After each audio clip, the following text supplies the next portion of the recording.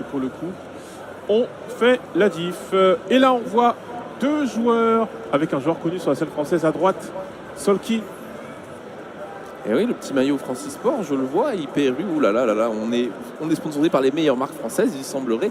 Et on a un petit drapeau derrière qui, si je ne m'abuse, c'est le Mexique. Est-ce que je te prends un défaut si je te pose cette question? Quelqu'un masqué comme ça, Luchador, je pense que c'est le Mexique. Luchador, oui, je pense aussi. Que nous sommes sur le Mexique. Oui, je pense aussi, hein, ça n'a pas trop l'air d'être le Maroc ou quoi. Je pense que c'est le Mexique. Donc est-ce qu'on a un joueur mexicain qui s'avance sur la gauche? Ah, peut-être. Faut voir. Peut-être, on va voir ça. Ouais, je suis curieux. Pour ceux qui connaissent un peu la scène française, vous pouvez voir derrière quelques petites têtes connues. C'est exactement ça, on voit Fireblade qui est juste derrière.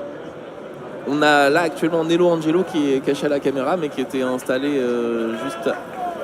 juste là. Vous allez voir des têtes connues tout au long du week-end pour ceux qui ont l'habitude de côtoyer la communauté. Ouais. Et derrière les matchs de poule qui suivent son cours, vous pouvez voir que les gens se placent derrière les setups, les bras croisés. C'est la stance des ceux qui spectent les poules. Oui. Et moi je pense qu'on a un joueur mexicain, du coup je crois que c'est ça qui va se passer. On va voir un joueur mexicain ou peut-être un personnage mexicain. Est-ce qu'il y a un petit king qui sort? Non, pas du tout. C'est un Feng. Donc on va voir si on a la lecture de jeu. Face au Dragunov de Solki de l'équipe pure. Et c'est parti contre du coup Chewit. Chewit qui représente la Grande-Bretagne, il semblerait. C'est exactement ça. On a pris la phase. Dragunov, un perso qu'on a beaucoup vu dans la méta de ce jeu, qui est un peu moins présent maintenant, ça fait plaisir, mais qui est toujours très puissant. On a des joueurs français et européens qui performent, même asiatiques, qui performent très bien avec le perso. Mais là, pour l'instant, c'est Chewit qui se fait respecter avec un Feng très en forme. On a vu notamment Ulsan très bien se débrouiller avec son Dragunov. On va voir là comment Solki va s'en sortir. Pour l'instant, Chewit qui domine bien là, ce match-up. Et l'air de bien connaître, c'est aussi la difficulté de jouer Dragunov. À peu près tout le monde connaît ce match-up-là. Donc même dans les phases de poule, c'est compliqué dès le début. Alors que Feng, c'est un peu plus niche pour le coup. On va voir si Solki va réussir à s'équilibrer là-dessus. Oh, le X-Match là. Ouais. C'est toujours la bonne solution avec Dragunov d'envoyer le train.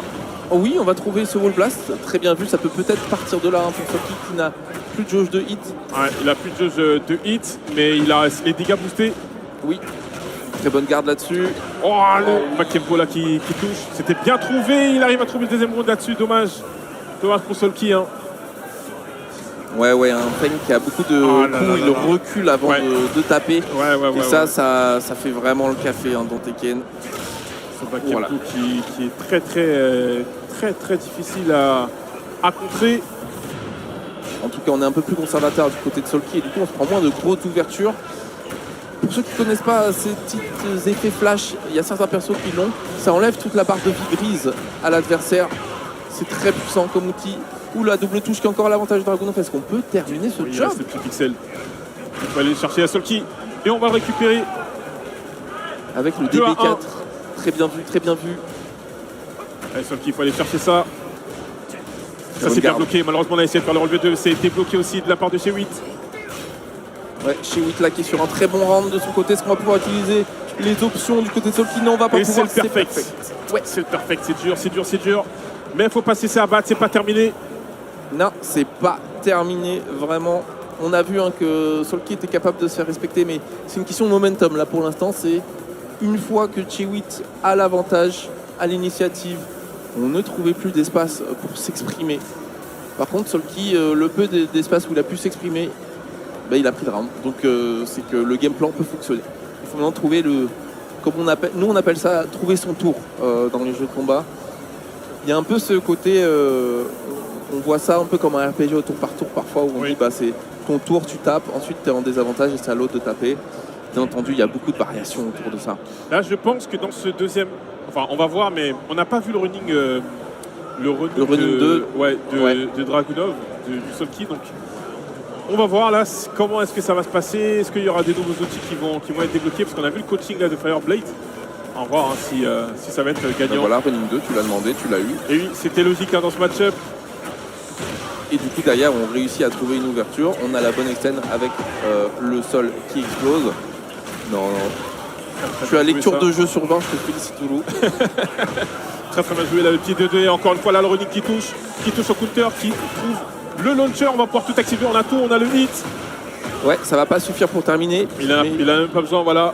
Dernière option, peut-être, et c'est l'ouverture, tout dans le rythme. Hein, chez Witt, c'est plus counter sur counter, donc c'est que le rythme de Salty est très très fort. Mais là, on va bloquer le low et on va trouver le Tongager, la shop qui va battre l'armor.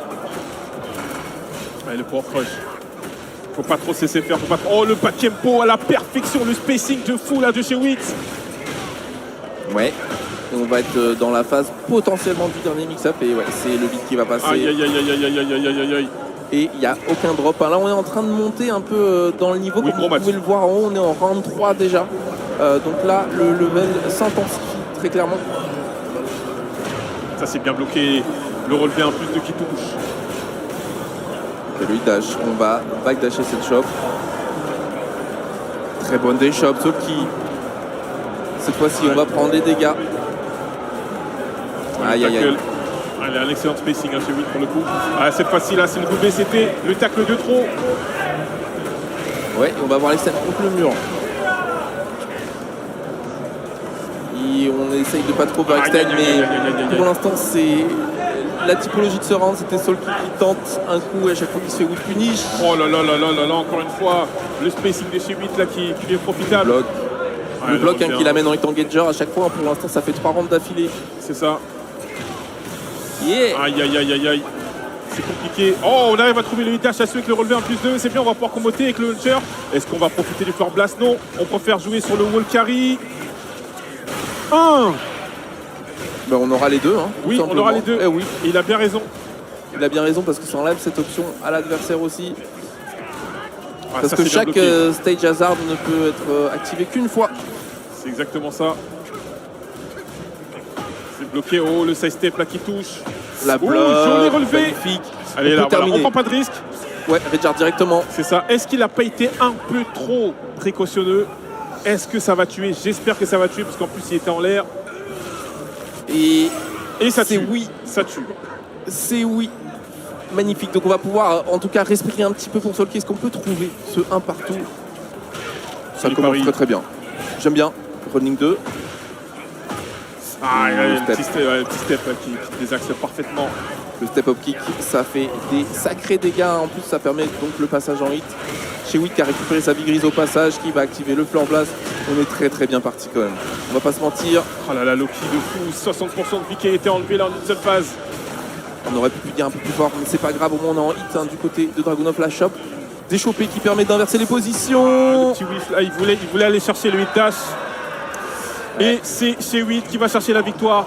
Bravo, bravo, bravo. Salty qui vraiment a fait de son mieux. Mais le spacing de chez Witt vraiment excellent. Ouais, très très très bon. Hein. Tous les steps arrière, tous les steps into hop kick. Non, c'était très très clean. C'est ça qui est un peu difficile avec